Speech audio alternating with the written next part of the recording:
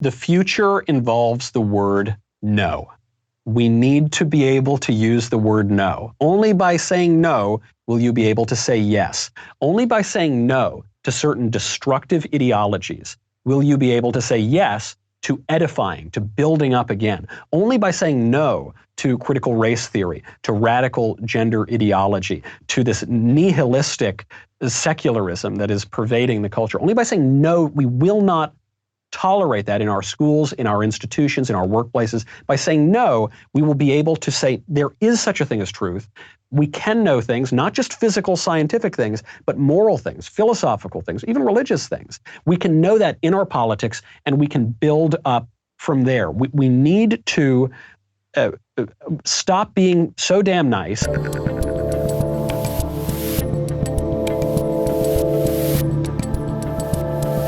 You mentioned at the top that you learned some stuff as you were going through the book and coming up with some of these ideas. What was something else that you really learned while writing? Because to me, that was the fun part of writing, when I was like, oh, I really have to dive in and not just say these things and understand them at a surface level. You really got to get in there and pull out the important stuff.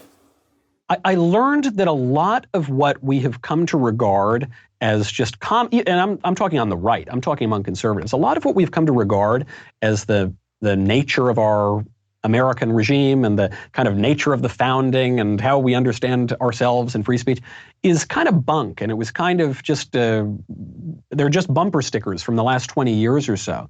And I came to a grudging respect, even for the most vile of the leftist theorists. I'll give a good example, is Herbert Marcuse.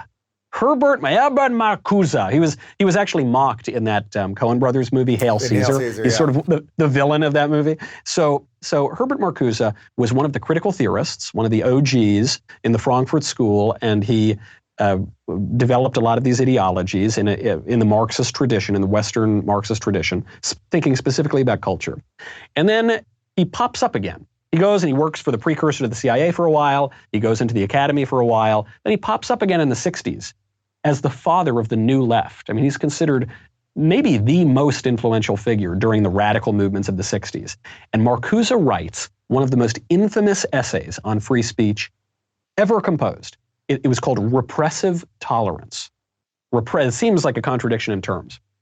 And Marcuse says, he's got a lot of like silly jargon that you can kind of ignore. Then he comes to the heart of it. He says, a liberating tolerance would not tolerate intolerance, which he defines as conservative thought. And he observes that the conservatives had cultural hegemony. They had sort of control over the institutions, they had control over the common sense. And so what we need to do to correct that is censor and suppress the conservatives and advance the radical leftist thought.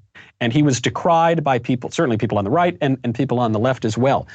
But his basic point that you can't tolerate intolerance is correct. That's actually true. The paradox of tolerance.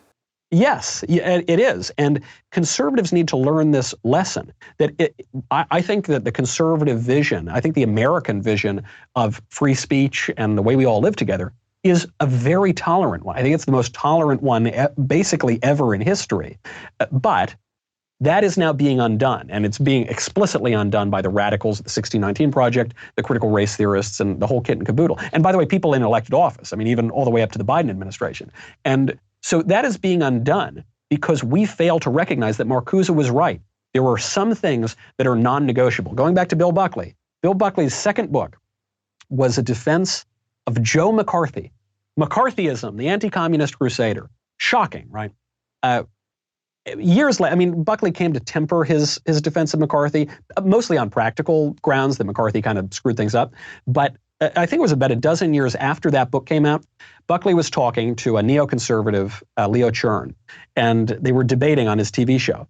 And Chern said, "You're for an open society, Bill, aren't you? Don't you? We want a big open society."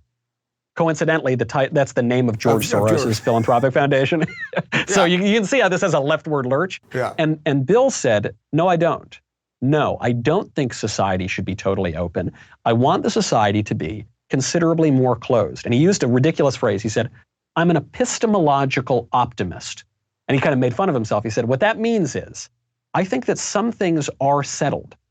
I think that some things we don't actually need to rehash. I don't think that we need to rehash Nazism. I don't think we need to rehash communism.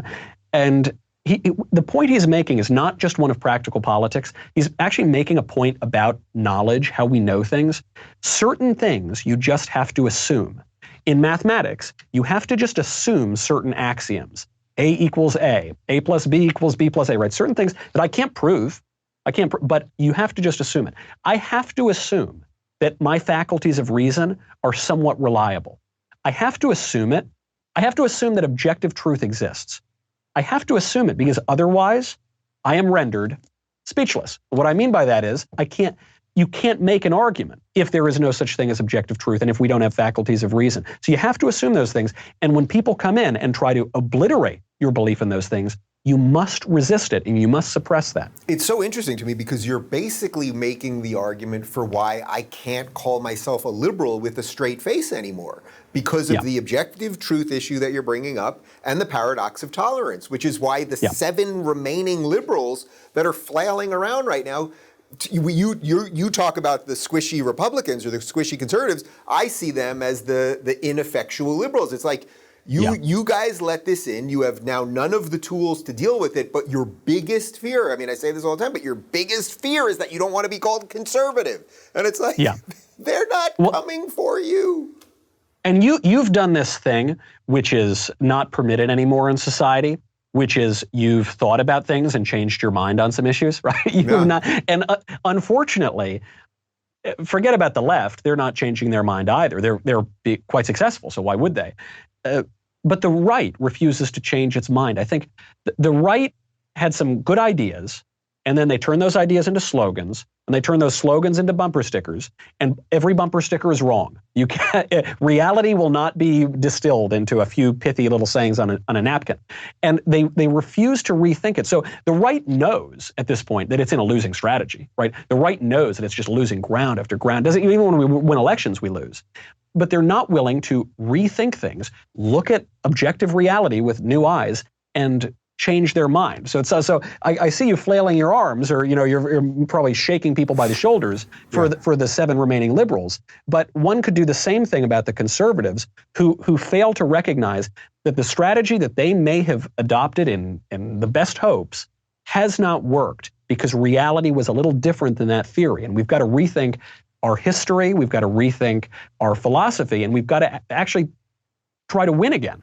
So on that note, Knowles, let's end with this, because I've got a hard out today, even though I could do 20 hours with you, obviously. What does the future that you're writing about in that book, that I wrote about in my book, that we talk about all the time, what does it actually look like? What can we be doing? What can we be messaging to the people that watch our shows that get it? They don't want to be the broken liberals. They don't want to be the squishy Republicans, conservatives. What is it that we're building? And who's going to help us build it? Because that's the hope thing that I'm always going for now. The future involves the word no. We need to be able to use the word no. Only by saying no will you be able to say yes. Only by saying no to certain destructive ideologies will you be able to say yes to edifying, to building up again. Only by saying no to critical race theory, to radical gender ideology, to this nihilistic secularism that is pervading the culture. Only by saying no, we will not tolerate that in our schools, in our institutions, in our workplaces. By saying no, we will be able to say there is such a thing as truth. We can know things, not just physical, scientific things, but moral things, philosophical things, even religious things. We can know that in our politics, and we can build up from there. We need to stop being so damn nice, and we also need to get rid of the premises that our adversaries have foisted on us. When the squishes for the last 20 or 30 years have only focused on economic issues, right? You hear this all. I'm a fiscal conservative, but a social liberal, or whatever.